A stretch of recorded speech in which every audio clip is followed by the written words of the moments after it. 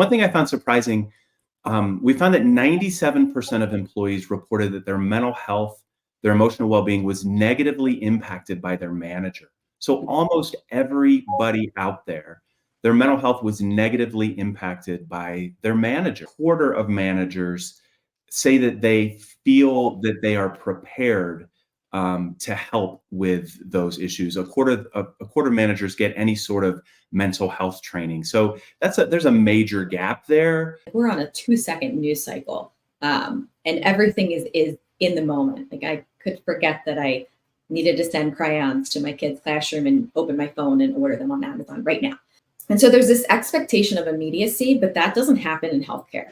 And so when you look for a partner that can bring support, especially mental health support, into the workplace in a way that people expect to be able to get support.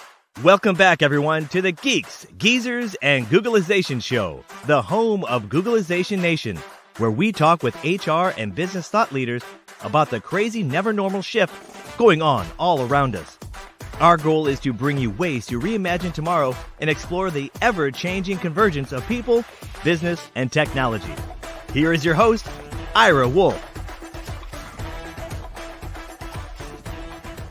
Hey, welcome back, everyone, to the Geeks, Geezers, and Googleization Show. Thank you for being part of Googleization Nation. I'm Ira Wolfe. If you think this is just another podcast, think again. This is the voice of the most important conversations on the future of work confronting business leaders and people today. My goal is to bring you ways to reimagine tomorrow and explore the ever-changing convergence of business, people, and technology. In other words, to help you make sense of this messy, weird, unfamiliar, and fascinating world that we seem to be careening toward. Today is the first day of Mental Health Awareness Month. And by no coincidence, we're going to be talking about how the mental health crisis, not only in this country, but around the world, is not just impacting our personal lives, but our work lives too. So perk up, employers, managers, and HR professionals. What you're about to hear isn't just touchy-feely stuff.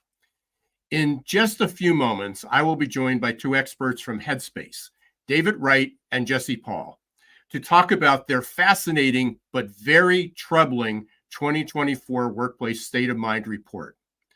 And FYI, for those of you that may not be familiar with Headspace, let me describe them in their own words. Headspace's mission is to provide every person access to lifelong mental health support. And they want to make that happen no matter what your background or experience. We'll hear a little bit more from David and Jessy about that in just a few minutes.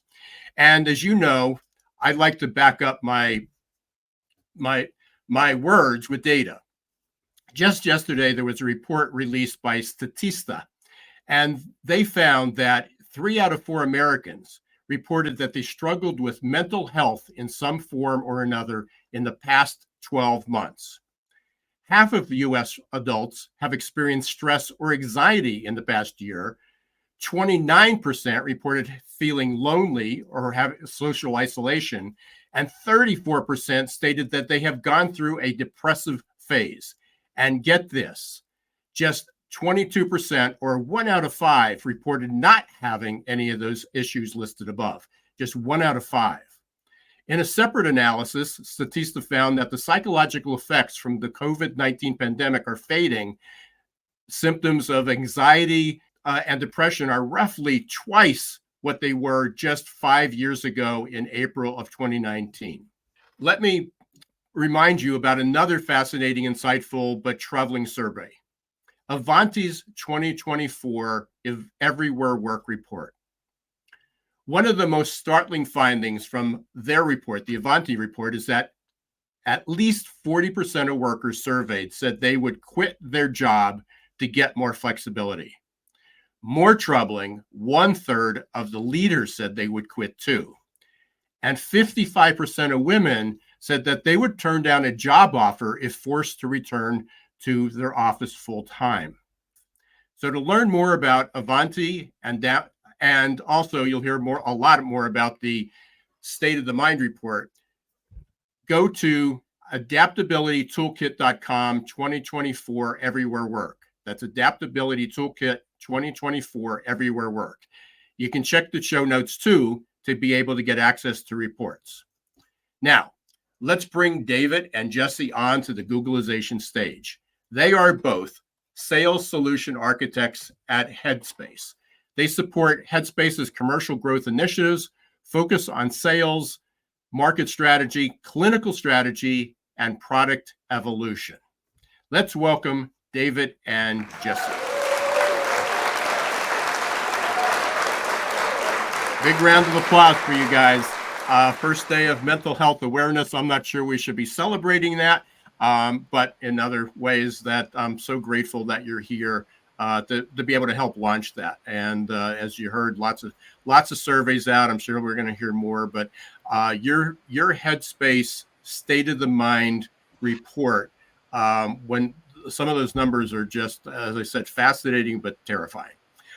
So let's start. Let's hear a little bit more about what I made a brief intro into Headspace, but tell us a little bit more, because I know there's a lot more to you guys than what I did in 2 lines. And then a little bit about what you do with the company, with Headspace, and then we'll dig into the report.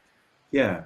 Thanks, Ira. Thanks for the wonderful introduction, and thanks for having us both on your podcast today. It's really exciting to be here. Looking forward to talking more about mental health, especially as we kick off Mental Health Month. So just a little bit about Headspace. Headspace has been helping people since 2010. And if you ask most people, they'll tell you that they know Headspace as the meditation and mindfulness app. We are certainly that, and now we are so much more. We merged with Ginger in 2021. Ginger pioneered digital behavioral health coaching. And in 2022, we launched Headspace EAP. So now Headspace is a complete mental health solution, combining proven digital content with digital behavioral health coaching. We have psychotherapy, we deliver psychiatry, and we wrap it all with EAP services. So we're redefining mental health care for today's consumer. Headspace is committed to providing care, not just for people who meet formal criteria for a psychiatric diagnosis, but for everyone, for people experiencing the everyday stressors of life across the spectrum of need. I don't think you're on mute. Yeah, I'm muted there, which I commonly do. Before we get there, and we want to dig into the data in the report, but you mentioned EAP, and we've had a number of conversations with that. We had Gabriella Kellerman-Rosen, who wrote about Tomorrow Mind not too long.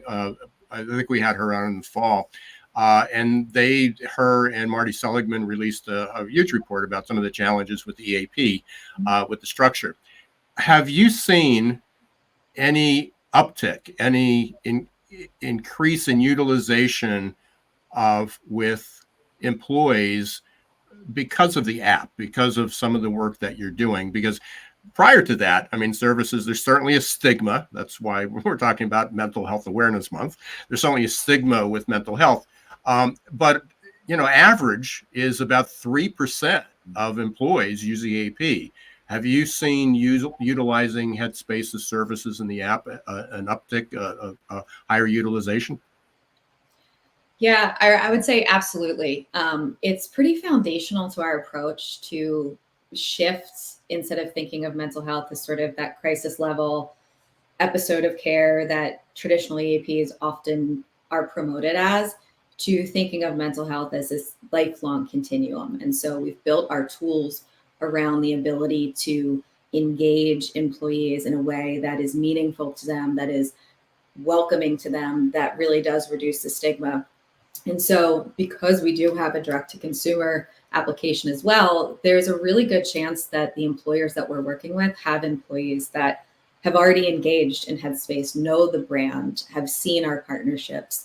And that has done a lot to open the door for people to come into our system that is a full spectrum system. So really making it easy to engage, doing it in a way that's where that member is, that employee is at the time of need. And so we really do see increased utilization across the spectrum of our offerings. Yeah, just from, sorry, David, go ahead. Oh yeah, I was just going to underscore that. And in a world where EAPs have been historically underutilized, how many EAPs can actually say they're exciting? I think Jessy touched on it. Our brand is bringing people in the door. And I just want to highlight one data point. We launched with over 30, our EAP with over 30 companies in January. And we had great reports about initial utilization, about getting people in the front door, which is really the challenge of getting people to engage, is getting them to take that first step, open the door, look around. We had one company report back to us that in the month of January, they had more people sign up for their EAP. They had 3 times as many people sign up for Headspace EAP in January than they had with their prior EAP in 3 years. Just imagine that. And that's the power of our brand, our welcoming front door, trying to be stigma-free, be colorful. And I think that just speaks to there's significant opportunity there if you present it right. And I think we're presenting it in the market right. I can see that. I mean, I know there's a part of family members that recently wanted to do some family therapy, pursue that both individually for different things that are going on in their life, and they are on waiting lists. So it is included, and I don't know if it officially went through the EAP, but they have benefits. They have healthcare benefits for this. So they got beyond the stigma. What are people going to think? I need to do this. They got that covered. They pick up the phone and they call 30 providers and can't get the care, and they're on a waiting list. One is the stress, the anxiety, all those issues continue. But then oftentimes by the time it happens, it's, oh, no, we're good. And they just don't get it. So the fact is that with your app and what I understand about, I got a lot to learn about Headspace, but it's available. I mean, to be able to have it there. And I think you said this at the beginning, it's when you need it, it's there. Yeah. We hear that story over and over and over again. If you muster up the courage and the energy to reach out and say, "Hey, let me get an appointment," and you're told I've got to wait 6 weeks, that's the crisis in the mental health field today. That's the access crisis, and it's many variables have created it. And the stats say that about a quarter of people who reach that point then don't ever show up for that first appointment. They've given up. They've found help somewhere else, or they've just they continue to suffer. We've got a lot of people out there in our world struggling with these mental health issues because they can't get in. And we've taken a different approach to redefine how do we deliver mental health care. And so we're getting people in and getting them started with getting the help early and getting them quality care. Yeah, I think that's the Statista graphic and study was powerful. I mean, it's like, because you can read one of them that and there's that the number of people that are stressed out from COVID just 3-4 years ago is literally, it's half. I mean, it's just following. So they say, hey, we're in a better state, until you look at where we were in April of 2019, and there's twice as many people that are saying on a regular basis they're stressed, anxious, lonely, depressed. It's startling. So let's dig into your report, because again, soon as I saw that, there was just some eye-popping, super troubling stats similar to what you're coming up with, and then you dug in a little deeper. So let's talk about that. David, tell us a little bit more about, I guess, the background on the report. I know you were heavily involved with that. A quick summary, and then we'll dig into, I've got some questions on some of the stats that just popped out.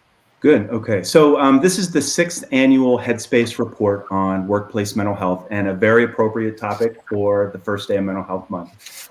In our 2024 Workplace State of Mind report, Workplace State of Mind, We surveyed more than 2,000 employees, from frontline workers, managers, benefits leaders, and company leaders, including CEOs.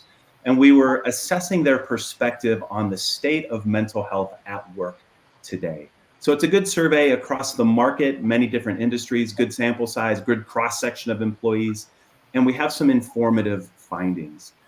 So this year's report specifically focused on a couple of things.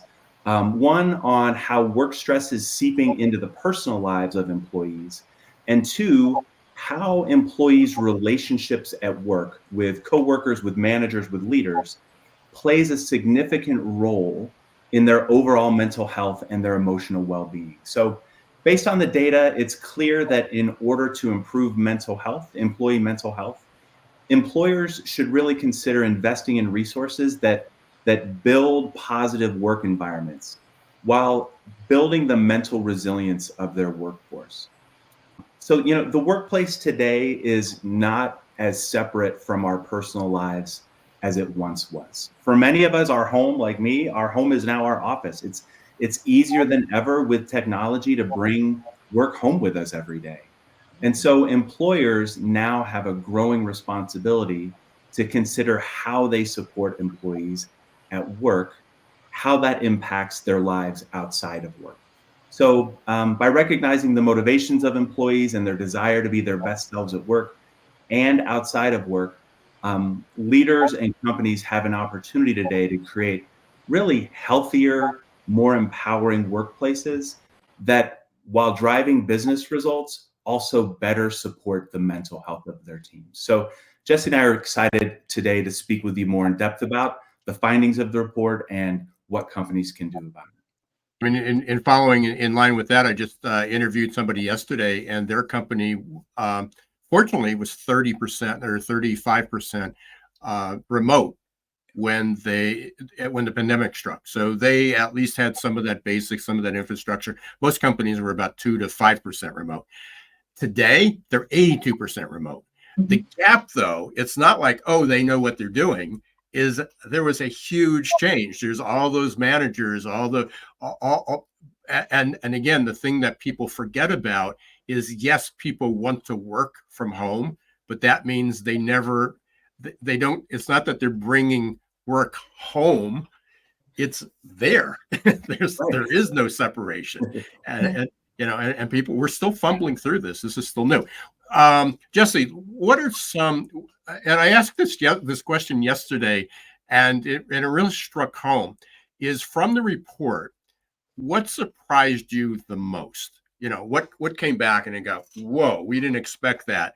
And then a kind of a follow-up question to that, and we can go to David to find out the same thing. But then a follow-up question to that is like, what terrified you most about that result? So let's start the first one. What were some of the stats that just were, whoa, we didn't expect this? I think when we didn't expect it, it was the magnitude of the numbers. Like, we were asking the right questions around how is work stress impacting your life outside of work. And that sentiment is not new. I mean, we've long held in high regard a workaholic culture. And we've recognized that there are downstream effects of that type of grind and work. And we have accepted those results of impacting our health and our relationships and all of those things. And so while that's like a recognized sort of trade-off there, I think when we look at the numbers in this report, they're staggering, to put it in front of you. So some of them here, we said 77% of employees say that stress has negatively impacted their physical health. 75% say that stress has caused them to gain weight. Also, not moving around from their home office is not helpful either. And then this one actually really struck home. 71% say work stress caused a personal relationship to end. And that really hit me. It's like we bring so much of ourselves to work, and it is important to our identity. But the fact that the stress that we're feeling there can really impact a very important relationship in your life, that's scary. And so the numbers are really jarring. And so you take it from, thinking of these things conceptually to seeing the stats on a piece of paper. And if that is not motivating to us and to employers to do something about it, I'm not sure what is. I would say that the other stat that I found absolutely terrifying and sad is that 37% of employees surveyed indicated that work stress had a significant impact on serious mental health conditions like substance use and suicidal ideation. So those things are life-threatening, life-altering, scenarios that an employer can't ignore. So this is all now written down on a piece of paper. It's right in front of you. And I think employers need to accept the profound impact that their work environment, the work stress that is on their employees, contributes to these really important, serious things. That's my long answer to that one. Wow, great answer. So, David. Oh gosh.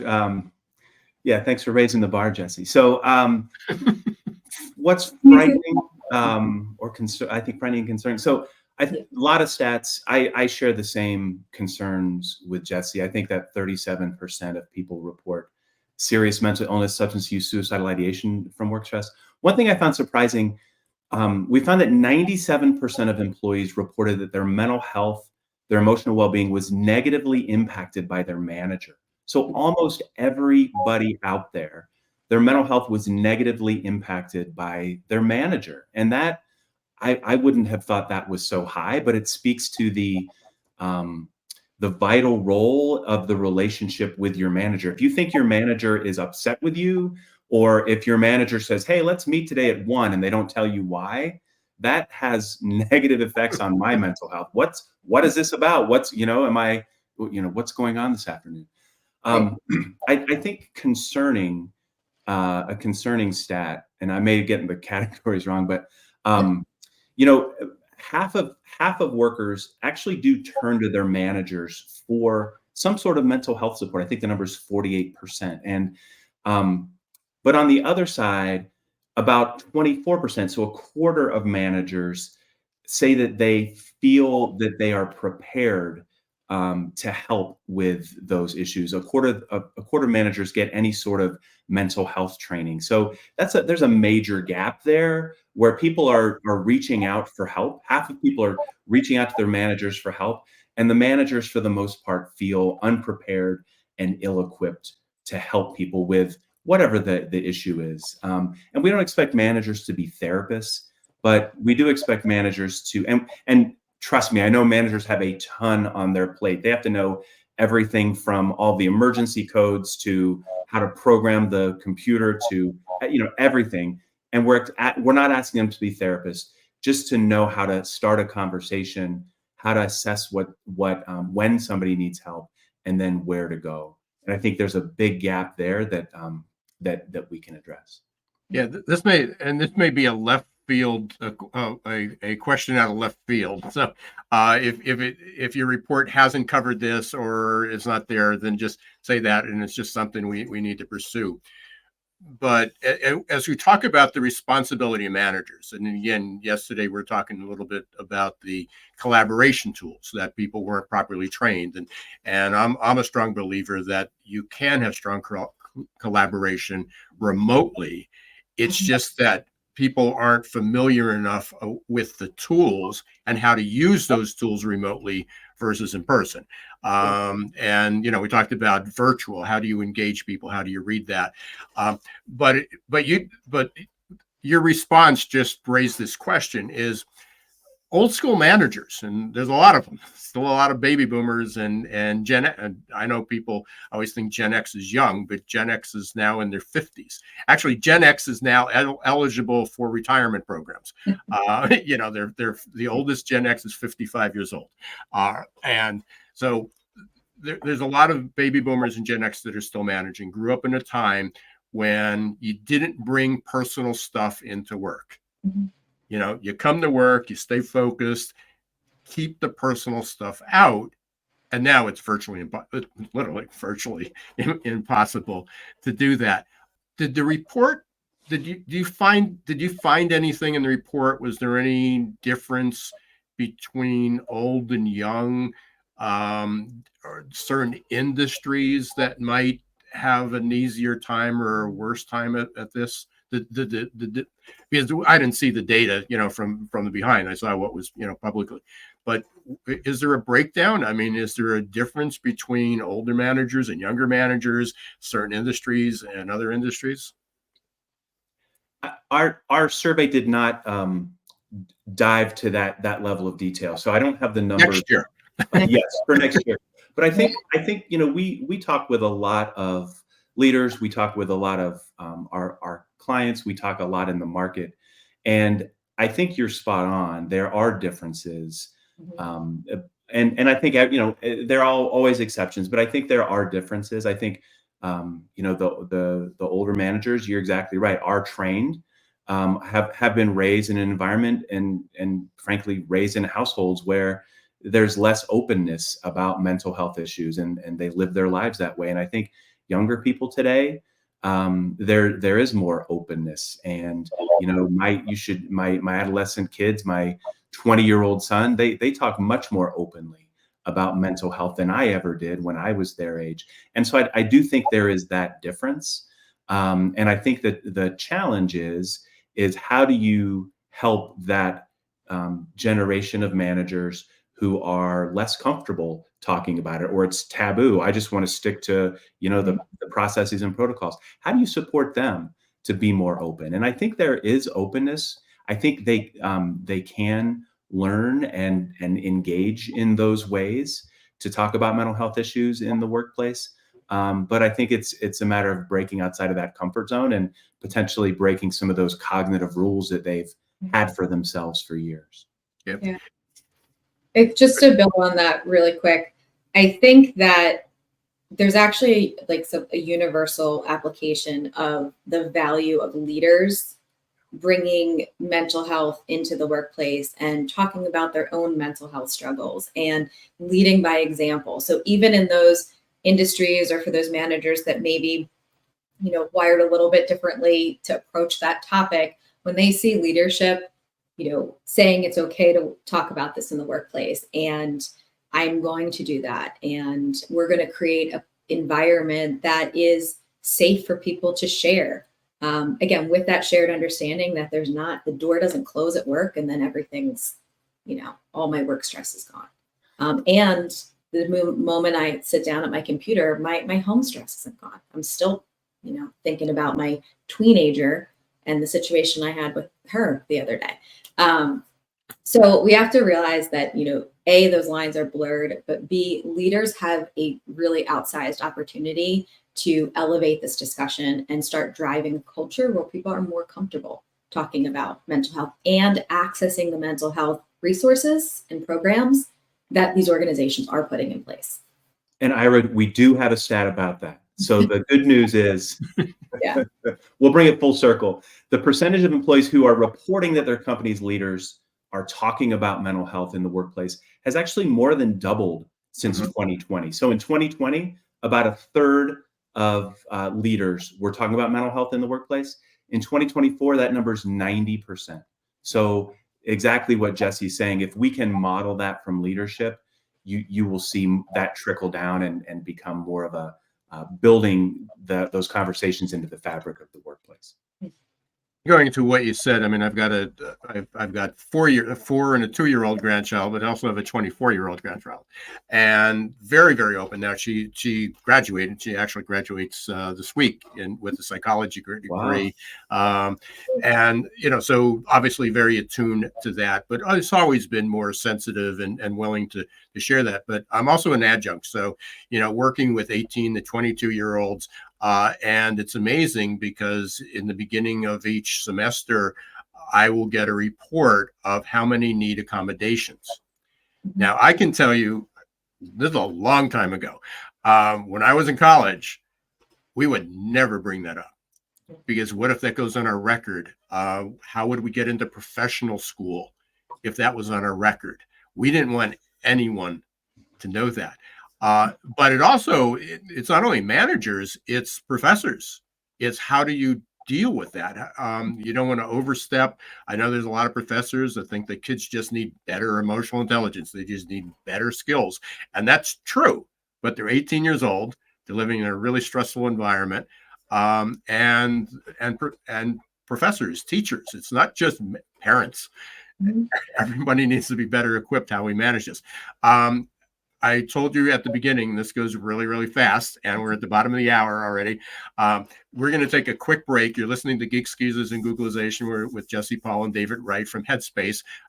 We're, I won't say celebrating, but this is the first day of Mental Health Awareness Month, and we are celebrating that. We're talking about it. We're not celebrating about the stats.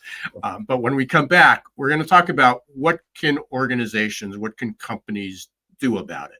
You know, what are some of the steps they can take? So stay tuned. We'll be right back in 1 minute. Are your employees feeling stuck and just showing up for a paycheck? Is your workforce working harder to get back to normal than adapting to the future? It's time to help them break their addiction to certainty and develop a growth mindset. Developed by one of the world's top-rated future of work thought leaders, AQ Plus Mindset is a powerful tool to help your employees embrace change, adapt faster, and grow on the job. Conveniently delivered to any smartphone or laptop and easy to digest 5 to 10 minute lessons. Managers can sit back and watch employee attitude shift towards growth and innovation in just 30 days. Are you ready to help your employees thrive in this ever-changing, never normal world?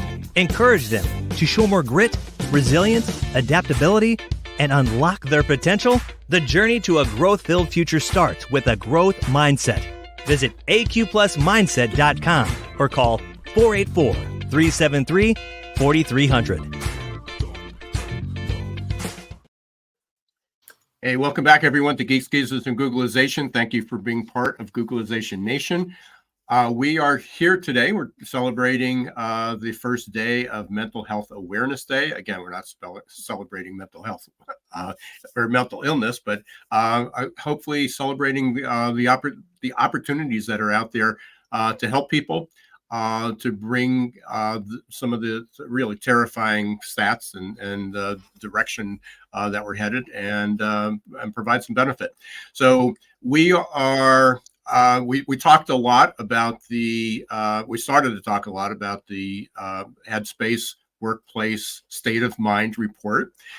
We got into some of the stats. I think, to me, while the 77% or 3 out of 5 people have experienced some mental health, we hear that with multiple studies. The 97% of people who said that they report their, or that they want to report their mental well-being to their manager, but the managers don't feel prepared to deal with that, to me, was the most striking, part. So let's go there. Let's dig into that a little bit. What are some ways that organizations can help their managers, or managers maybe have to help themselves in some cases? What are some ways that they can do that? Well, I'll start. So I think one thing we already touched on is making it okay for managers to talk about mental health issues and be open and be inviting to that. And I think the first way is what Jessy was saying is with senior leaders opening that conversation. And it's not about if I'm not disclosing every personal struggle or personal issue that I'm dealing with and disclosing too much, but leaders being open and transparent, letting people know that, even I feel stress and anxiety and have difficulty sleeping, and I need help sometimes. We're all human beings. And we find that has a positive ripple effect to help really reduce stigma, mental health stigma, and enable people to trust the organization that, the organization does care, and they're not going to use this information against me. But it's how do you start making mental health part of the company conversation? Like I said, weaving it into the fabric. So just like we talk about the aches and pains of every day, we can talk about the stressors and the defeats of everyday life. So I think that's one way. And one way that we see this at Headspace, honestly, is our CEO, Russ Glass, has spoken very openly about feeling like he has imposter syndrome Imagine that, like our CEO discloses to us, he feels like we're all looking at him and not believing that he should be where he is. And he's really been helped by the content that Headspace provides. So I think that sort of example sets the tone for the rest of the organization and makes it permissible for frontline people, for managers, for the executive team to follow suit. And there are many, many people in the world, famous people, Maya Angelou, Tom Hanks, Lady Gaga, Jack Welch from GM, very famous for struggling with these issues. So I think I would say that enabling managers by setting an example from the top is one of the best things you can do. You took me immediately back to 4 years ago. We were all in lockdown, and there were a number of platforms that started to interview CEOs or leaders of getting through, what they did. But I remember one, and I don't remember his name, but he was a general. He led some of the forces over in Afghanistan and Iraq, and it was really about leadership. But because everything was virtual, he was in his office, and right in the office, all of a sudden he's talking about some of his struggles, and then his granddaughter comes in, and then the dog barks, and even though they weren't necessarily related to the mental health, although what he was talking about, it showed them as real people, as authentic, and it sort of brought that shield down that they had. And that was the one thing I said at that time when people said, well, what lesson do you hope we learned? And it was about authenticity and transparency. And I know those words get overused, now, and everybody takes them for granted. And now it's like, okay, I am authentic because I followed these 3 steps. No, you're not authentic because you did those 3 steps. Yeah, just reading them. Acted like you were authentic, but you were not authentic. But we sort of lost that again. Through all the last, but that was so powerful. And as soon as you said that about your CEO sharing that, that was really a moment in time. And now there are many, many companies, and I'm sure you're familiar with them, and many of them are probably your clients. That's why they're accepting this. Are doing that. Yeah, are doing that. Jessy, what are you seeing? What are some ways that people can support or change? Who's the driver of this? Because often this, and again, we'll go back to Tomorrow Mind and Kellerman and Gabriella Kellerman's book, and they talked about that was like it becomes an HR thing to drive wellness, well-being, mental health, but it's not necessarily on the strategy side. Who's the driver? Who should be the driver of creating this change? Who are the change agents? So there's about 100 ways that I could start answering that question. Good. Let's go with the couple. Yeah. We talked about leadership modeling, that example, and I think that helps inform strategy, that you're thinking about your teams in a different way. What you brought up about humanizing folks and being able to bring their whole selves to work, that yes, they're a dog owner, yes, they're a parent. So how do you recreate that in the workplace? I think employee resource groups is a great way to do that, to, sort of build a commonality of shared interest with employees. I think that as you think about, tasking your HR and benefits team to build this wellness strategy, that they need to think about looking at it a little bit differently. There's some tried and true tactics that have worked for a really long time, honestly, that I think in the physical health space that we've learned, honestly, for decades. The fact that we need to get upstream of conditions so that they don't become chronic in nature and become very much more expensive. And so I think a focus on mental health needs to be that upstream application, that people have the tools and resources to build the resiliency skills. And so as they're evaluating partners to help them do that, looking at all the variety of ways that there are for an individual to engage, where they can be met at the moment of need, where they can engage with mental health care in a way that we work today. Like everything, like we're on a 2-second news cycle, and everything is in the moment. Like I could forget that I needed to send crayons to my kids' classroom and open my phone and order them on Amazon right now. And so there's this expectation of immediacy, but that doesn't happen in healthcare. And so when you look for a partner that can bring support, especially mental health support, into the workplace in a way that people expect to be able to get support in that instant manner, I think that permeates. I think that really helps show that the employer's, doing right by you. So a lot of different things there. I think I went all over the place, but David, I can see you want to jump in there too. Yeah. The wheels are turning. Yeah. You can see that? Oh man. No, I think I totally agree with those, Jessy. And I think we started our conversation talking about like the changing workplace today and how work impacts our personal stress and our personal mental health. And I think it really starts as well with walking the walk, not just talking the talk. And part of that's like having really clear boundaries between your life and work. And that's on the employer to do. And some ways employers can do that. So I think some really simple, practical ways to protect people's time, shorten meetings, or make sure you're ending meetings on time, or building in buffers between meetings. I think things we all have heard about, minimizing meetings, but it's also, don't say, don't work off hours, but have your manager sending emails to you at 10 at night, or on a Sunday evening or a Saturday morning. I think that we have to really enforce those expectations.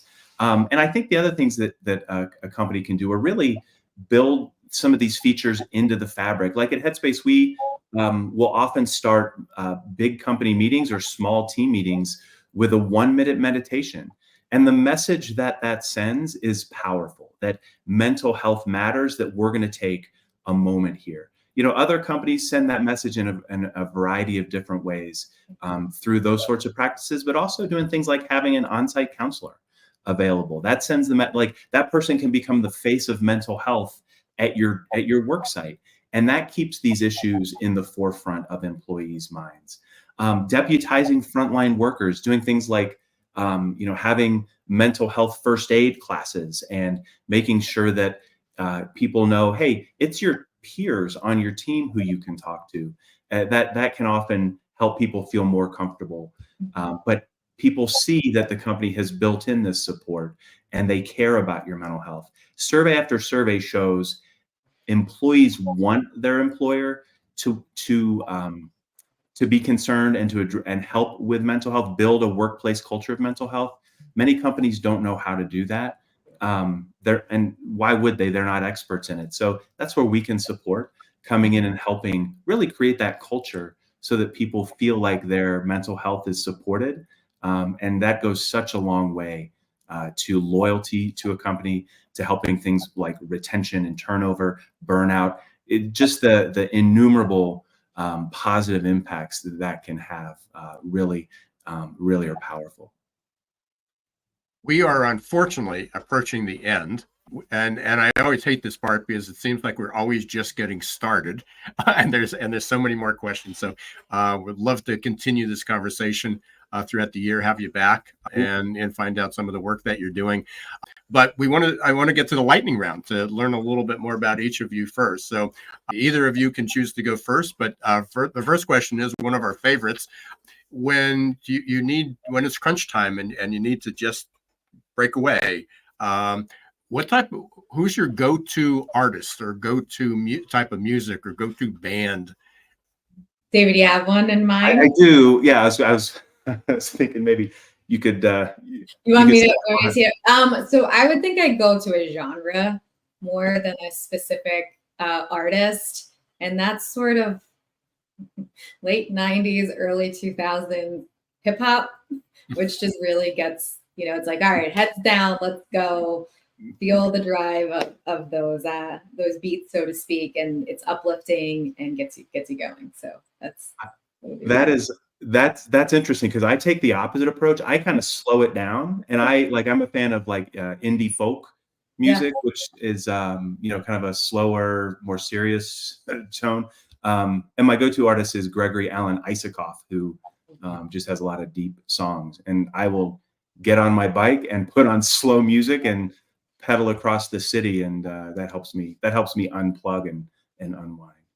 Yeah, I'm going to wind it down. Brandy Carlisle is my go-to. Yeah, but all great choices. I think all of those that you mentioned are the first available. My go-to is always Santana or Santana-like big bands. It's Earth, Wind and Fire, Chicago. It's I don't have a down moment. Anyway, real quickly, second question: if you had the opportunity to go to dinner or meet, coffee, Starbucks with somebody present or past, who might it be? I would I'll jump in, Jesse, give you a moment to think. I would choose David Letterman, the comedian. I think he is an endlessly interesting person. I hear that he is really he's a tough nut to crack, and the psychologist in me would be interested in that side. And also just hearing he's met a lot of people. He's got a lot of interesting perspectives in life, and hearing some of the stories and how he thinks about the world. I think that would be a very interesting dinner. Definitely. Great. I would say Steven Spielberg. I would be fascinated to hear how he sort of crafts his movies and brings such a humanity to the big screen. And again, I'm sure the stories that he could tell are just phenomenal, of those behind the scenes. And all unique. These are the first times these have come to the table. Ira, who's on your list? Gosh,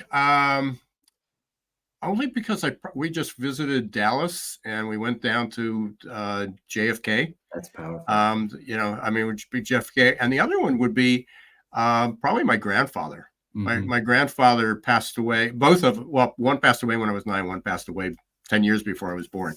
And really to get to know them because didn't have that opportunity. Yeah. So, but thank you for asking. What's the best way to get a hold of each of you and to learn more get more information from Headspace? Probably to find us, we're both on LinkedIn. I think if you just type in our names in Headspace, I think that's probably the easiest way. Send us a message and we can link up with you that way. Mm-hmm. Okay. Same to you, Jessy. Yes. Up on LinkedIn. We will put your LinkedIn contact information in the show notes. We'll also put a link, as been scrolling across the bottom of the screen throughout the show. We'll also put it to the Workplace State of Mind report. I highly recommend everybody download that.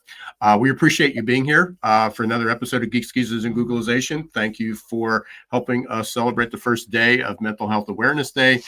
We certainly raised the stakes today and provided some opportunities to be able to grow that. Thank you for being part of Googlization Nation. Thank you to Avanti for sponsoring this episode. And until next week, don't let the shift hit your plan. Thanks for watching Geeks, Geezers, and Googlization. Be sure to listen to the podcast and follow us on YouTube. This show was produced and edited by Hilton Productions.